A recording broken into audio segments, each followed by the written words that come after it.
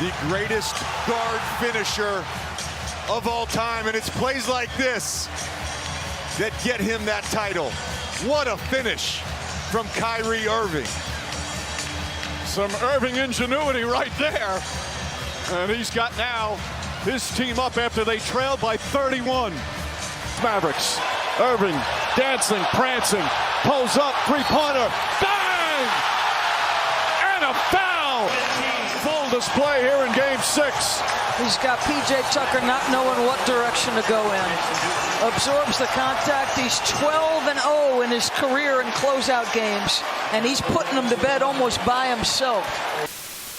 What's up, everybody on YouTube? AJ Russ back to discuss another video, and as you can tell by the title of this video, we're going to be talking about Kyrie Irving and why the league, the NBA, heck, you deserve to give him an apology. An apology? Yes, an apology. Remember where everybody was in 2020, 2021, during COVID, during all the things, during the movie that Kyrie shared off of Amazon, which was wild. I don't think the intent was actually what it was, but everybody was trying to cancel bro, and it's insane. And the thing is with Kyrie, everyone questioned his personality, him off the court, things of that nature, and I'm hoping no one questioned his game because we're seeing in full effect right now in the 2024 NBA playoffs why he is one of the greatest guards to ever touch a damn basketball. Like, watching Kyrie play, it's literally like art. Seeing him get to the lane, his finishing, you can make the argument that is the best that we've ever seen in basketball at the guard position or just in general. He's great, guys, and I feel like people really overlooked him, especially when he got traded to Dallas during the 2023 season and how things collapsed and the Mavericks missed the playoffs. A lot of people thought that that was going to be a failed experiment. He was going to leave. It was just going to be a terrible situation that him and Luka wouldn't be able to form a chemistry like they have. But as you can see in the playoffs and this season overall, they've had a great rapport. Kyrie and Luka, in my eyes, are the best backcourt in the NBA. I mean, that goes without saying. And we're seeing why this team is playing great basketball ever since the trade deadline. When they got Daniel Gafford, PJ Washington, the team just stepping up and having more depth. They become a real title contender. And in this series going against the Oklahoma City Thunder, I think we're going to see Kyrie dominate even more because there's no disrespect to Oklahoma City. What they're doing, having the second youngest team in the league, being the first seed in the Western Conference is remarkable. But Kyrie is about to show why he's so great. And granted, Luka hasn't even played efficiently throughout the playoffs yet, so we know he's dealing with that little knee injury, still playing through it. But if he can get a rhythm too, you can make the case that the Mavericks should be a dark horse candidate to make the finals, and that's not crazy to say. But yeah, guys, before we talk about Kyrie even more, make sure you hit the like button and the subscribe button and turn on post notifications. You know what we post about here: sports, lifestyle, and pop culture, videos about NBA, NFL, Marvel's, DC, cooking videos, shorts, vlogs, all things of that nature. And with that being said, let's talk about Kyrie. I mean, with the Mavericks being the 5th seed during the season, winning 50 games, we're seeing a season that went to other crap in 2023 to a season full of promise and potential championship hope in this season in 2024. So this might not sound crazy to a lot of people. Kyrie's averages during the playoffs, which are efficient, which are effective, and really, like I said, with Luka not playing the greatest, carrying the team as he is averaging 26 points per game, 5 rebounds, and nearly 5 assists in that first round series against the Los Angeles Clippers. And that's impressive for sure, but let's look at the other flip side of that, because in the second half, he has been lethal. We saw in Game 6 in the closeout game against the Clippers, he had 28 points after only having 2 points in the first half. Bro, he almost had a 30-point half. That's crazy. And also the similar thing in Game 3 against the Clippers. And I bring those situations up because in the second half alone in these games in the playoffs so far, he's averaging 20 points per game, 2 rebounds, and almost 2 assists. It's crazy. Like, he's just playing clutch basketball in the second half. It's like sometimes he'll get in a little slump, maybe try to fill the game out. I feel like that's maybe what it is. Kyrie's filling the game out in the first half, and in the second half, he attacks, and he carved up the Clippers. And Luka usually owns the Clippers, but he didn't even have the greatest series. And that's a testament to that, because I think throughout the majority of the season, I think people will view the Clippers as more title contenders than the Thunder. And now going into this matchup, I really like the Mavericks odds, and that's really a credit and testament to Kyrie. The team is really good around him. Of course, having Derek Lively as a rookie, he's been a great addition and a rim running big, having a 2-man game between him and Kyrie, between him and Luka. And also, like I talked about earlier, PJ Washington and Daniel Gafford, their contributions. And it's gonna hurt with Maxi Kleber being out, their depth a little bit, and just having that additional power forward. But I think that even without him, the Mavericks still have a great shot to beat the Thunder. And Kyrie has been phenomenal. And really, Luka, we all know that this is his team. He's the best player on the team. Drafted there in 2018. The franchise is his. But Kyrie, he has been an essential need and a great addition for Luka to have that backcourt mate, to have that leader who has been there, winning the 2016 NBA Finals, knowing what it takes, playing with a LeBron James of that nature. His wisdom and his leadership is really beneficial to Luka, and I feel like they're gonna reap a lot of benefits going into that. Despite if they win this year or not, I do think that there is a window for them to win. Kyrie is 32 years old. He just turned 32 in March, but really, he can continue playing at this level. His game is not predicated on athleticism. It's purely skill. Like, that's literally what it is. His game is skill period. And that's what Kyrie prides his game on. I feel like him and Luka have a great opportunity to win it all in the next few years, if not this year. And the main thing for me about Kyrie, and also Luka, but mainly Kyrie and also Luka, both of them in the playoffs so far, what I've enjoyed the most and really what makes them, in my opinion, go to the next level is them buying in on defense. Kyrie and Luka, they've been going crazy. I believe it was game 2. Luka held James Harden, Paul George, Russell Westbrook to only 5 points as a primary defender. He was playing great defense, and Kyrie as well. He's been getting a lot of steals, I believe, in that closeout game in game 6 against the Clippers. He had 2 or 3 steals. They've been buying in, and